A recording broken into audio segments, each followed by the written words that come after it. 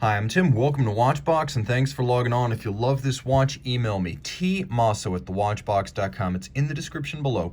Your purchase and pricing email question line for buying this or any watch you see on any Watchbox platform. Please reach out to me directly. Email me at tmosso@thewatchbox.com. Today we are discussing a special watch that launched in 2011, 1 year after its base model. This is the TAG Heuer Monaco 24 Racing. It followed the original El Primero powered Monaco 24 to market by 12 months, and this watch is a more contemporary take on the historic square Monaco chronograph from TAG Heuer. So 40 millimeters, it's 40.5 to be precise, in stainless steel, and it is thick, 17 millimeters thick. You can see the watch, not large at 40.5, is nevertheless thick enough that you have to consider it a bigger piece, and I'll illustrate that on my wrist. From lug tip to lug tip, it's 48.7 millimeters with a 22 millimeter spacing between the lugs. So this is a large watch. I don't think 40.5 really does justice to how it actually wears.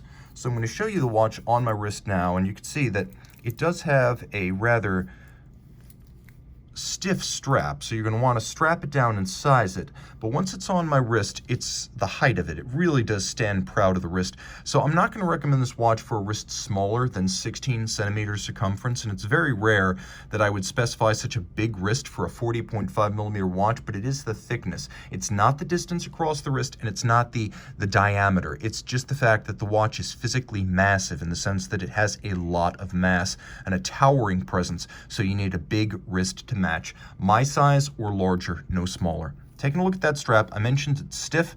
That's because TAG Heuer used a surprisingly high-grade alligator leather strap with bolstering and then a molded conforming end profile. So I would have expected maybe calfskin or textile for a Monaco. The fact that it is large rectangular scale alligator leather speaks to the upscale intent of this model. Semi-gloss, large rectangular scale black monotone stitch. You can see it has a folded edge. It has a rubberized underside in orange, and it is rubber. It is not calfskin on the bottom. So that rubber will isolate the leather from the heat, moisture, sweat, and grit of the wrist, so the leather will last longer.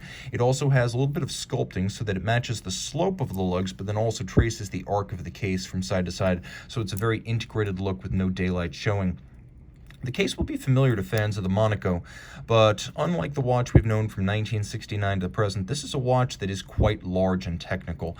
A combination of high polish and satin. You can see that the bolts have been used as a styling element in addition to a shock-absorbing fixture, and we'll talk about that in a moment. These bolts are not actually there to hold the case together. They're there to fix the movement inside the case. Now, the watch has shouldered pushers for the chronograph and then a double-row knurled TAG Heuer crown. It's a push-down crown, but the watch is 100 meters water-resistant. The sapphire is a dramatically contoured box section, and it looks expensive, as contoured and form-fitting crystals are not cheap to make. This one is perfectly tailored to the case it's in.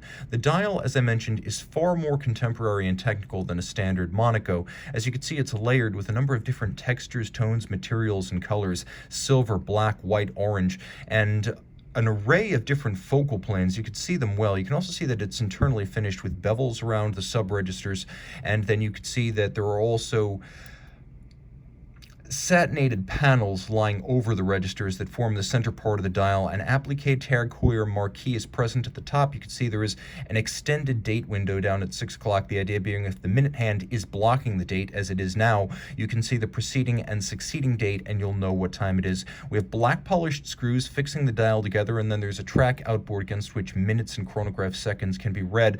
And then there are the shock absorbers. You could see them at each corner. That's what these screws are holding together. They actually mount to a shock-absorbing system that allows the watch to survive momentary impulses of up to 24,000 G. Just for comparison, the Omega Moon watch can withstand up to 5,000 G, so this is a very shock-tolerant watch. Don't think of it as a contemporary Monaco so much as a more affordable Richard Mille, and it actually has a more impressive movement than many Richard Mille RM11s, in that the base caliber here is One and the same as the Zenith El Primero. Now, the rotor, as you can see, it's an annular winding mass with the tungsten on one side so that it has an off-kilter mass, allowing it to rotate and wind the watch. It winds bidirectionally. You can see it says centrifugal system, Swiss made. And then this 31 joule movement is a Zenith El Primero caliber 400 doing business as TAG Heuer caliber 36. It has a quick set date. It has a 36,000 vibration per hour beat rate, the 52-hour power reserve, bidirectional winding. It does not have hacking seconds. That is not a traditional El Primero feature, but it does have a crisp column wheel action, and I'll do my best to show you that. Column wheel action that feels good and sounds good with lateral clutch actuation, and I always prefer a lateral clutch for aesthetic reasons. It's easier to see the clutch when the rotor's not in the way. And I think it's just more beautiful than a vertical clutch system. There you can really see the lateral clutch. The timepiece, of course, has all the virtues of an El Primero, being both very tough and very accurate, and all the history and heritage of both the Monaco and the El Primero. So you have the heritage of Zenith's movement and the history of TAG Heuer's most recognizable sports chronograph, rivaled only by the Carrera. So this watch really is the best of both worlds. Reach out to Team Mosso at thewatchbox.com for purchase and pricing details.